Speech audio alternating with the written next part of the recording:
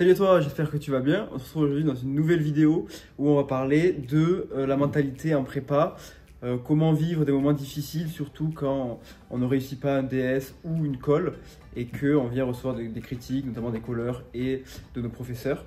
Alors je vais te raconter, moi, en deuxième année de prépa, donc en SP, j'avais fait un DS où j'étais passé totalement à côté. J'étais parmi les meilleurs en 3,5 et j'avais eu un sujet un peu plus difficile que les autres. Et j'avais complètement foiré mon DS. Et le dimanche du DS, je reçois un mail de mon prof de maths qui...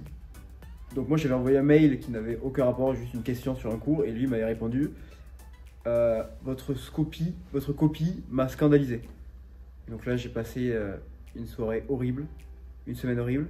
Et donc on va parler de comment vivre ces moments difficiles, comment y faire face, comment les prendre en compte et comment du coup évoluer dans ce sens-là en prenant ses conseils, mais en essayant d'avoir quand même du recul sur ces critiques pour ne pas se faire déstabiliser et pour ne pas comment dire, perdre confiance en soi.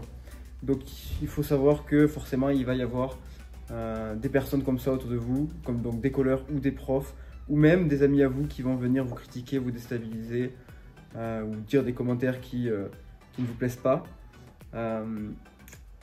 Mais il faut toujours les écouter d'une oreille, mais pas vraiment les prendre en compte à chaque fois. Et il y a des gens qui vont pouvoir aussi vous aider.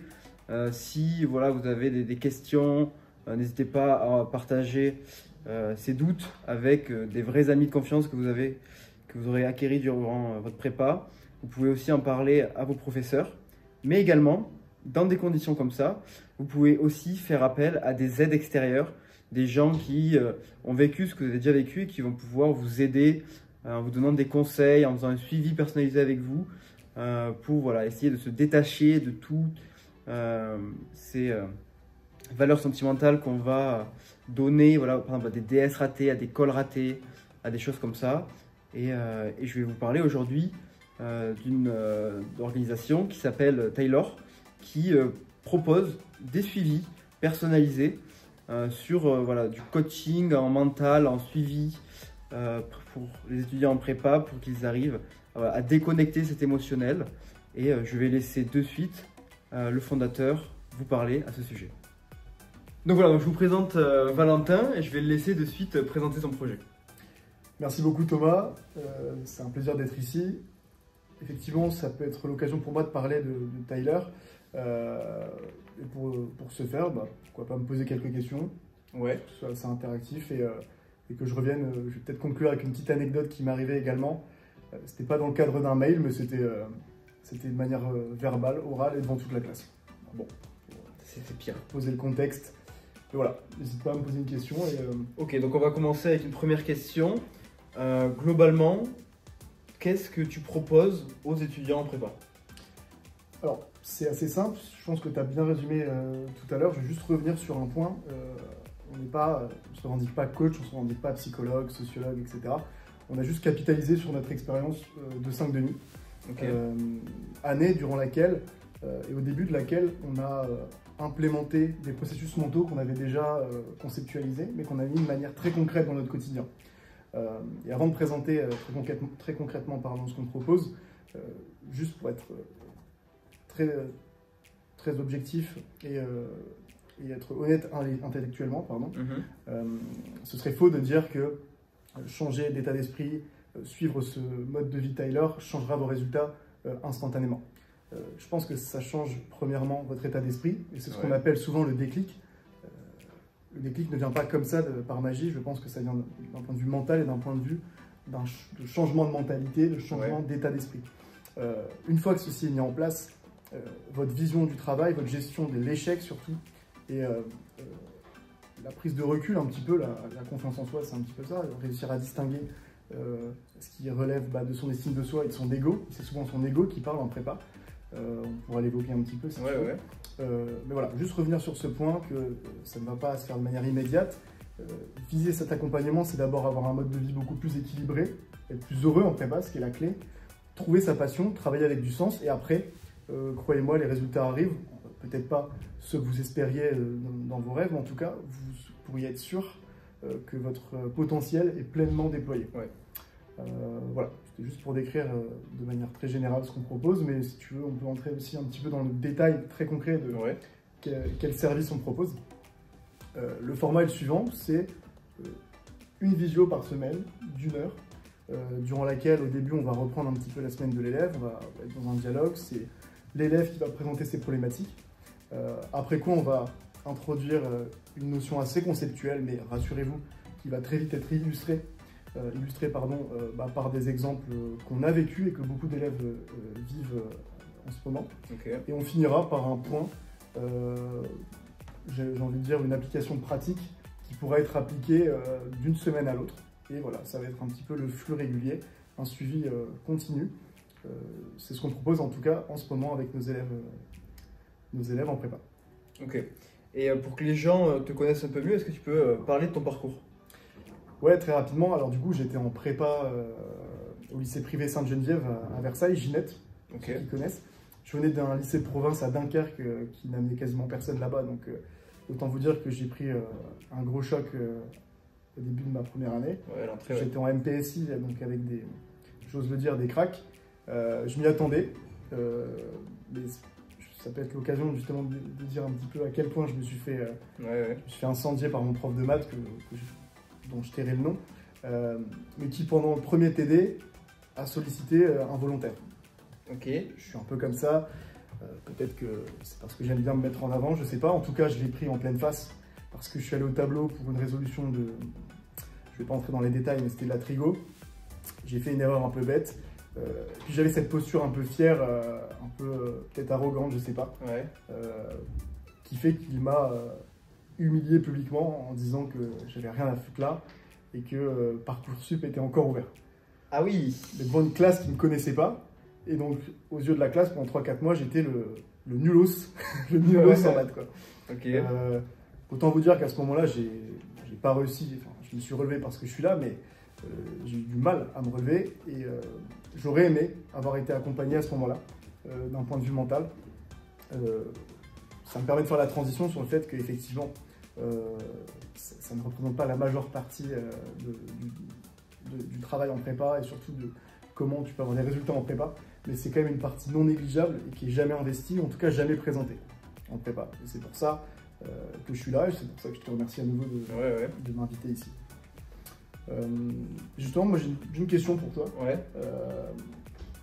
Il y a eu des moments comme l'exemple que tu as présenté où tu étais un petit peu au fond du trou, où tu avais du mal à être dans le discernement. C'est souvent ça que nos élèves remarquent, c'est qu'ils ont un échec, ils ont du mal à avoir la sagesse après coup. Bien sûr, ils ont une émotion et j'invite tout le monde à embrasser cette émotion, ne pas la nier, ne pas l'enfoncer, de la cacher sous le sable. Mais une fois le recul pris, c'est très dur d'avoir la sagesse de se dire est-ce que cet événement dépendait principalement de moi ou est-ce que, auquel cas on déploie sa responsabilité, etc. Ou est-ce que effectivement il y avait des éléments qui n'étaient pas liés à ma personne, qui ne dépendaient pas de moi, et de manière très stoïcienne réussir à lâcher prise. Et donc c'est une grosse notion qu'on déploie, que vous pourrez découvrir sur ma chaîne. Voilà, c'est une grosse problématique, c'est l'objet d'une grosse réflexion, mais est-ce que toi tu arrivais à avoir ce discernement, à réussir à te remettre en question quand il le fallait, à être responsable et totalement accepter quand ça dépendait pas de toi? Bah, c'est une notion qui est compliquée et en plus des fois on se dit ça arrive qu'à nous et peut-être que vous aussi quand vous avez des galères comme ça vous vous dites ça arrive qu'à moi, les autres ils n'aiment pas ça. Mais en fait nous en intégré super-héros on a déjà vécu ces moments-là, enfin beaucoup plus de personnes vivent ce que vous pouvez vivre également, donc il ne faut pas penser que vous êtes des cas isolés, ça arrive à beaucoup de personnes.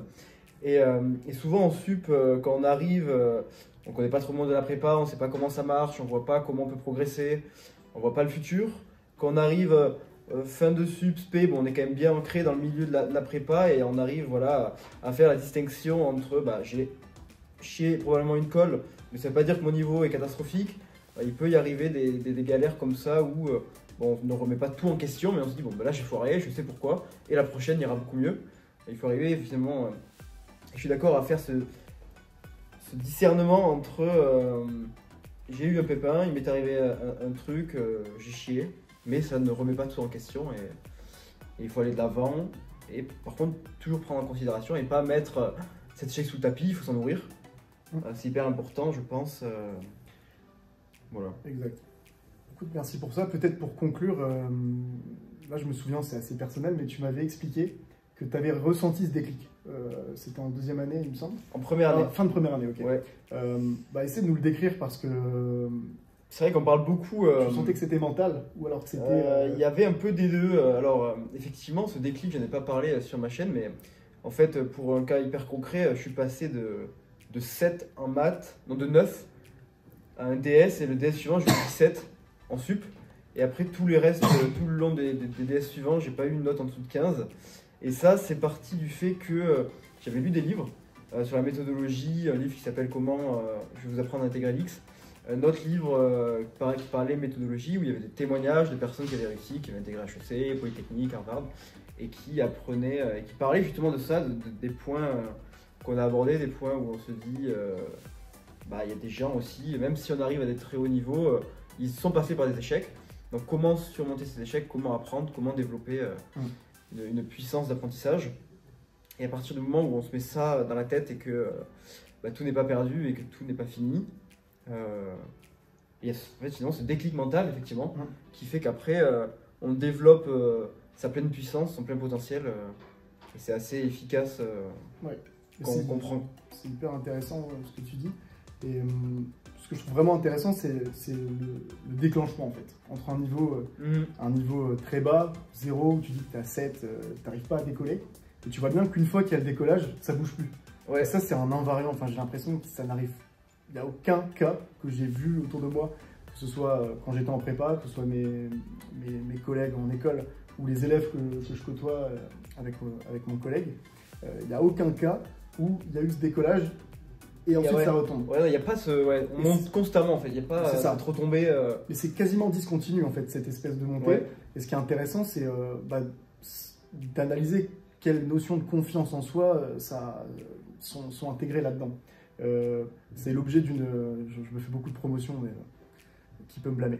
C'est l'objet d'une vidéo qui est sur ma chaîne au niveau de la confiance en soi. C'est un extrait d'une vidéo que j'ai eu avec un élève. On a eu cette discussion. Ce qui est intéressant, c'est pas forcément la confiance une fois que tu as déjà eu des bons résultats.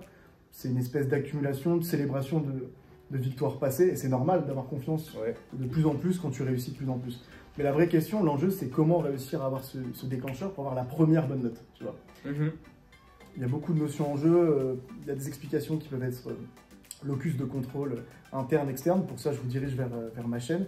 Mais voilà, c'est le genre d'enjeu qu'on traite et le genre de discussion qu'on a avec nos élèves de comment avoir ce déclencheur. Et tu vois qu'après ce déclenchement, il y a une inertie qui se met en place. L'inertie, elle ne bouge plus, quoi. Il faut avoir confiance en ça, en fait. Confiance au fait que vous avez foi. C'est peut-être ça la confiance en soi, profondément. C'est pas, comme on disait, suivre ce processus en pleine inertie une fois que vous êtes bon. C'est avoir foi en soi quand on est nul. Désolé d'employer des termes aussi crus, mais c'est avoir cette foi en son potentiel à ce moment un peu incertain, quand ça va arriver, de déclic.